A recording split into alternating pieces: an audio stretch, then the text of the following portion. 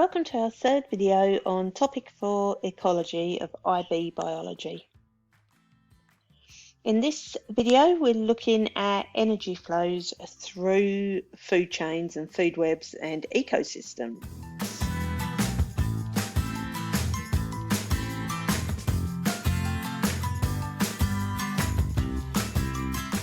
Okay, so first of all we just need to recap photosynthesis, which we did in unit 2.9. Okay, and photosynthesis being that process where light energy is converted to chemical energy and carbon compounds by plants or organisms with chlorophyll. Okay, and we had those raw materials of carbon dioxide and water reacting in the presence of chlorophyll and light, and those products being sugar and oxygen. So if you can't remember photosynthesis, you need to go back and recap 2.9.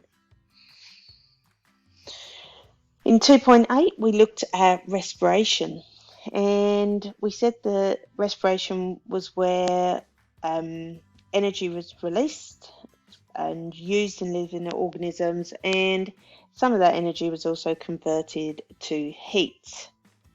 Now, living organisms need energy for cellular activities such as making those large compounds like DNA, RNA, and proteins, those large molecules, pumping molecules or ions across membranes, that active transport, and moving things around inside the cells such as chromosomes or vesicles, or in the muscle cells, the protein fibers that cause that contraction.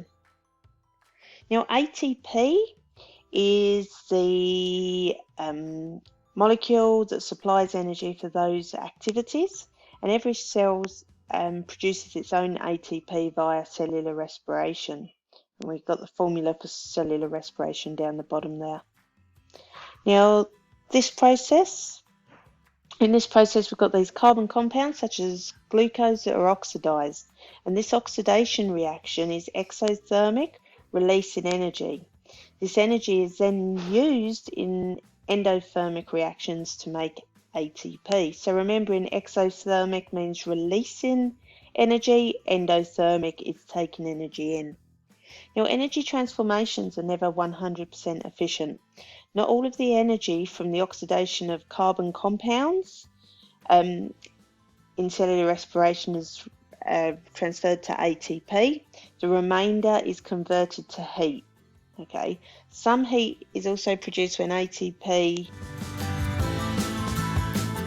is used during those cellular activities. So for example, muscle activity produces heat. If you've got muscles working and you feel them, you can feel that heat energy. So when we think about energy conversion in our ecosystems, okay, let's think more about this.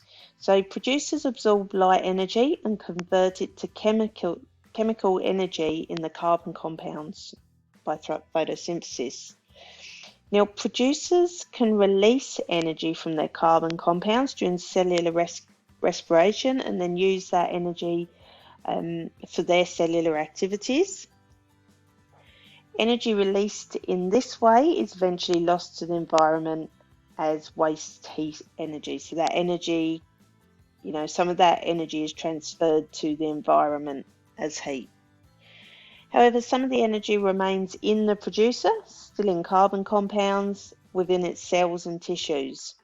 The energy in these carbon compounds is then available for the heterotrophs to eat. Okay, so the heterotrophs consume the producer and they get a certain amount of energy from them, from their carbon compounds. Now, living organisms can produce various energy conversions.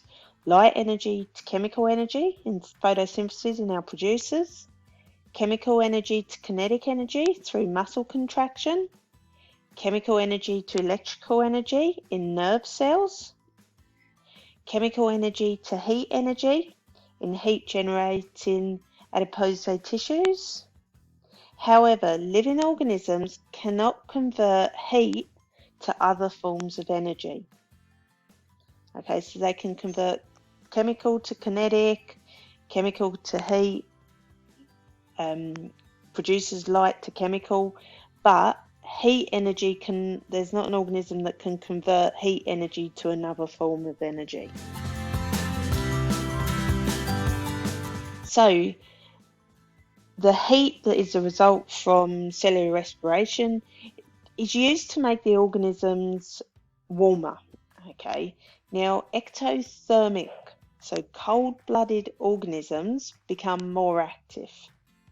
Endothermic organisms maintain constant body temperature by utilizing heat. So if they're ectothermic, if they're cold-blooded, they will become more active to keep the temperature that they need to be. However, endothermic organisms, so warm-blooded organisms, maintain a constant body temperature by utilizing the waste heat. However, we've got to remember heat passes from hotter to cooler environments.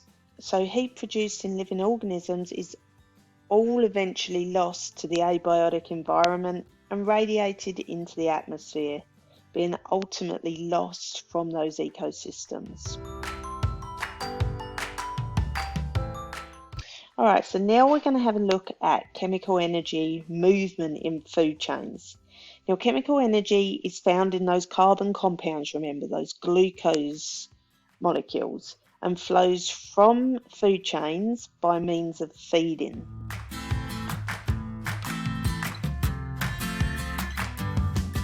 So food chains are a sequence of relationships between the trophic levels. Okay, they show the flow of energy from the sun to the heterotrophs. So we start off with our producers, then we have our primary consumers that are often herbivores, then we have our secondary consumers and our tertiary consumers, as you can see in the diagram there. Trophic levels, an organism's feeding position in the food chain, that's its trophic level, and we'll look at that further. Producers are essential to every single food chain because that's how the energy is fixed from the sun into the carbon compounds. Now, a really important one, the arrows in the food chain indicate the direction of the flow of energy. You must ensure if you're drawing a food chain that the arrows are going the correct way, and that is the direction of the flow of energy. All right, if we're looking at energy loss in food chain, as we've already said, a majority of the energy loss is as heat. Okay, so only chemical energy can be used by the next trophic level in the food chain, so only that energy in those carbon compounds. Only a small amount of the energy that an organism absorbs is converted into chemical energy.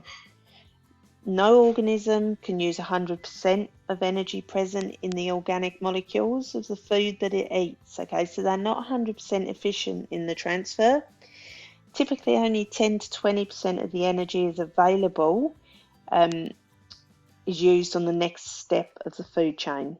This means 90%, or approximately 90% at each level, is lost or transferred as heat. The main reasons why not all of the energy in an organism can be used at the next trophic level are not all of the organism is eaten. Okay, so some parts are rejected and will decay. So there's carbon compounds in that decaying matter. Not all of the food eaten can be absorbed and used by the body. For example, hair, bones, they can be coughed up. Some undigested seeds can be found in feces. Some organisms die without having been eaten. Okay, so they just decompose. And there is considerable heat loss from cellular respiration at all trophic levels. You can see that in that diagram there.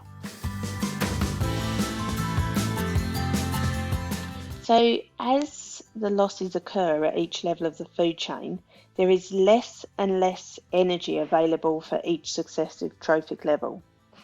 For this reason, the food chain trophic levels, the number of levels in a food chain, the number of trophic levels in a food chain, are generally restricted to 4 or 5.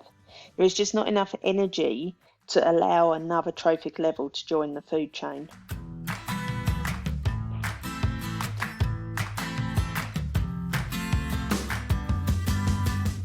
All right, we're going to have a think now about the concept of biomass. Now, the biomass of a trophic level is an estimate of the mass of all the organisms at that level. It is expressed in units of mass, area, or volume and time. For example, fields of wheat might produce a biomass of 3 tonnes per acre per year.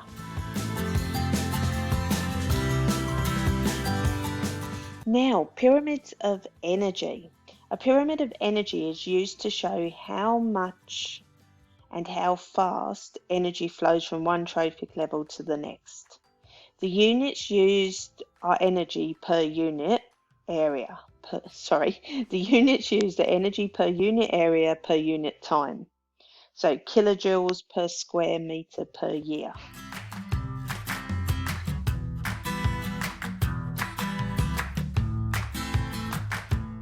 Hope you enjoyed this video, and I look forward to seeing you in section 4.3, which is the carbon cycle.